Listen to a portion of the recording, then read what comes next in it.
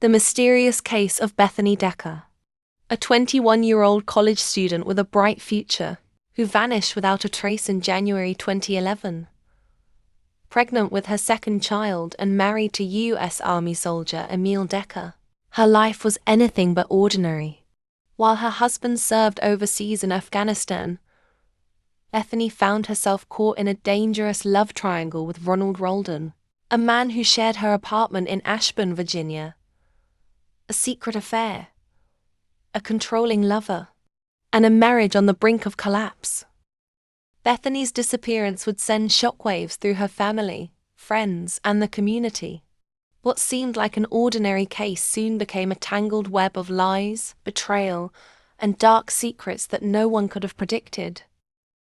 Welcome to Night Coffee Crime. Today, we're diving into the tragic story of Bethany Decker, a case that has left more questions than answers. What happened to her that fateful day? Stick around, because what we uncover today may leave you questioning everything you thought you knew about this mysterious disappearance.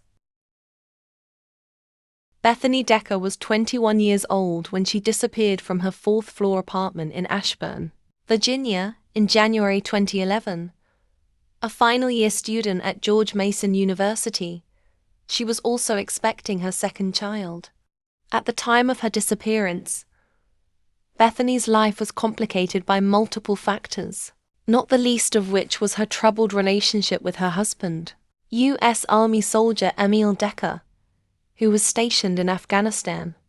Bethany and Emil had been married for nearly 2 years and were parents to a young son, Kai. Their relationship, however, had been facing significant strain, and they hoped a recent trip to Hawaii would help them reconnect. Yet, just days after returning from their holiday, Bethany vanished without a trace. In the midst of their marital issues, Bethany had been having an affair with Ronald Roldan. While Emil was deployed overseas, Roldan became a part of Bethany's life, and even lived with her in the apartment in Ashburn. They met while both worked at Carrabba's, the popular restaurant. Bethany described him as super controlling, and this description would soon take on new significance as the investigation progressed. As the search for Bethany intensified, the authorities began to focus on the tangled web of relationships around her, particularly her affair with Roldan and her strained marriage with Emil. With her husband stationed in Afghanistan, Emil, thousands of miles away, had no idea of the life Bethany was leading while he was serving overseas. What really happened to Bethany Decker? And could the truth lie in the shadows of the lives she tried to keep separate?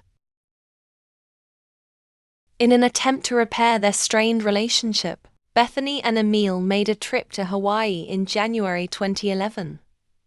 The couple hoped that the vacation would help them reconnect. After their time in Hawaii, they visited Bethany's grandparents in Maryland before returning to Virginia. While staying with her grandparents in Columbia, Maryland, the couple seemed to be enjoying a few peaceful days together. On the evening of January 28th, after a seemingly normal night of making pizza and spending time as a family, something changed. Bethany suddenly left the house, disappearing into the night. Her abrupt departure raised questions. What happened that evening to make Bethany walk away? Was it the tension of their relationship? Or was there something more going on behind closed doors? On February 2nd, 2011, Emil Decker was set to leave for his next tour of duty in Afghanistan. As a soldier, he had faced many challenges, but it was his personal life that weighed heavily on him at that moment. Bethany was expected to be there, saying goodbye as her husband prepared to leave once again. However, in the midst of their troubled marriage, she was nowhere to be found. Due to the tension between them, no one thought it particularly unusual when Bethany didn't show up to bid farewell to Emil. Their relationship had been rocky for some time, and with Emil headed back to war, their already strained connection seemed to deepen. But what should have been a simple goodbye marked the beginning of a mystery that would leave everyone searching for answers. It wasn't until 2 weeks after Bethany's disappearance that things began to take a strange turn. Friends started receiving messages on Facebook, seemingly from Bethany, but there was something off about them. The tone and language used didn't seem like her at all. The messages were awkwardly written, the English not quite right. At first, Bethany's family found some comfort in the messages, believing they might be her way of reaching out. But that comfort quickly turned to concern, as it became clear that these messages didn't sound like Bethany at all. Another unsettling detail came from Bethany's car. It was found parked crookedly in her building's lot, with a flat tire and covered in dust. Something didn't add up. The family realized that no one had seen Bethany since late January, and that's when they reported her missing 3 days after the strange messages started, on February 16, 2011. Despite the alarming signs, it wasn't until February 19 that her family formally reported her disappearance to the police. They had assumed she was simply staying with friends, but her friends thought she was with family. Bethany had been missing for nearly 3 weeks before anyone knew for sure something was terribly wrong. Mrs. Nelson, Bethany's mother, had hesitated to report her missing, convinced that her daughter was just caught up in school and busy with life. But as the days went on, the reality of Bethany's disappearance started to settle in. The last known contact with Bethany Decker came on the afternoon of January 29, 2011. She called the restaurant where she worked, asking to take an evening shift. But after that call, her phone went silent, no incoming or outgoing calls. It was as if she had vanished without a trace. According to authorities, there has been no activity on Bethany's mobile phone or bank account since that day. She hasn't used her phone or any of her bank cards, further deepening the mystery of her disappearance. What happened between that phone call and her sudden silence? The 3-week delay in reporting Bethany's disappearance created significant challenges for the search efforts. Divers scoured bodies of water near her apartment complex, and canine units sniffed around dumpsters, but there was no sign of her. Even the FBI was brought in to assist in the investigation. As the search continued, authorities turned their attention to those closest to Bethany. Her husband, Emil Decker, was interviewed multiple times, even during a phone call from Afghanistan while he was on leave. He was considered a person of interest, but there was no clear evidence linking him to her disappearance. Meanwhile, investigators had long been suspicious of the strange Facebook messages, but despite their concerns, they couldn't definitively prove that Ronald Roldan had sent them. In his earlier interviews with authorities, Roldan denied any involvement in Bethany's disappearance. However, the lack of evidence didn't stop law enforcement from looking closer at him as they began to suspect foul play.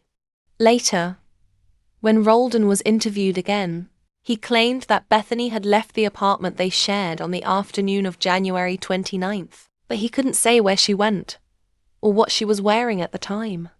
The inconsistencies in his statements only deepened the mystery. After Bethany Decker's disappearance, it was revealed that Ronald Roldan had moved in with another woman, Vicky Willoughby, after they worked together at a Virginia restaurant. Their relationship quickly became volatile and violent. Roldan choked Vicky so badly that he broke a vertebra in her neck. In a desperate act of self-defense, she shot him twice, but he wrestled the gun away and shot her in the face, striking her right eye. Miraculously, Vicky survived the attack but lost her eye in the process. The brutal assault happened in November 2014, and in 2016, Roldan was sentenced to 6 years in prison for the attack. However, with time served, he was eligible for release as early as 2020. Vicky Willoughby, who had been left with life-altering injuries, has publicly revealed how controlling Roldan was, even saying that he told her he could make people disappear. Vicky's appearance on Dr. Phil to discuss the near-fatal attack brought more attention to Roldan's violent nature. And just before he was set to be released, authorities in Loudoun County issued an arrest warrant for Roldan, accusing him of abduction in the case of Bethany Decker's disappearance. Roldan was transferred to the county jail and later indicted on a second-degree murder charge. In 2020, after the detective who had been handling Decker's case was promoted, a new detective took over and uncovered a crucial detail. Records showed that messages sent from Decker's Facebook account beginning on February 16th were traced to the same IP address as the one used to access Roldan's email and Facebook accounts. This link was the breakthrough investigators had been waiting for. A direct connection between Roldan and Bethany's mysterious disappearance. Although authorities in Virginia had long suspected Roldan in the death of Bethany, her body had never been found, and Roldan had not been charged. However, Roldan eventually confessed to the killing. The confession, made during a 4-hour interview with a prosecutor and the lead detective on the case, played a crucial role in the plea deal Roldan reached with authorities. In exchange for providing details about Decker's death, Roldan was allowed to plead guilty to second-degree murder and was sentenced to 12.5 years in prison. Roldan claimed that the two got into an argument about whether she would work that day at Carrabba's, the restaurant where they had both worked. He claimed that during the altercation, he lightly shoved Decker. She tripped over her feet, he said, hitting her head on a windowsill as she tumbled to the ground. While Roldan said she wasn't bleeding, he claimed he could not feel any breath when he placed 2 fingers beneath her nose. Roldan further admitted that he didn't remember how long he spent trying to determine if Decker was dead. He confessed that he didn't attempt any life-saving measures and didn't call authorities, fearing they wouldn't believe his story. However, authorities didn't buy Roldan's explanation that Bethany's death was accidental. In a state of panic, Roldan claimed he grabbed a Christmas tree removal bag from the kitchen and stuffed Decker's body into it. He then dumped the bag into the apartment building's trash compactor that afternoon, as he recounted in his interview. A forensic search of the dumpster revealed no evidence, however, authorities indicated. Despite this, they believe they may know the possible location of Bethany's remains in a nearby landfill. Unfortunately, they noted that her remains are just not retrievable. Roldan also stated he didn't remember anything about the messages sent from Decker's Facebook account. Before her death, Decker had traveled to Hawaii with her husband in an attempt to repair their relationship and distance herself from Roldan. However, during his interview, Roldan denied that the trip to Hawaii had been the cause of their argument. He claimed he felt no hostility or resentment over the trip. Roldan will be deported to his native Bolivia once his sentence concludes, despite having lived in the United States since he was 11 years old. Bethany Decker's disappearance unveils the dark complexities that can lie beneath the surface of our lives. What initially seemed like a typical disappearance soon unraveled into a tragic tale of deceit and manipulation. While the truth of what happened that night won't bring Bethany back, it has revealed the secrets that had been buried for far too long. Bethany's story is a tragic one, but it's also a lesson in the importance of recognizing the signs of danger before it's too late. Thank you for joining me on Night Coffee Crime. If you found this story haunting, make sure to subscribe for more true crime investigations. Stay vigilant, stay safe, and I'll see you in the next one.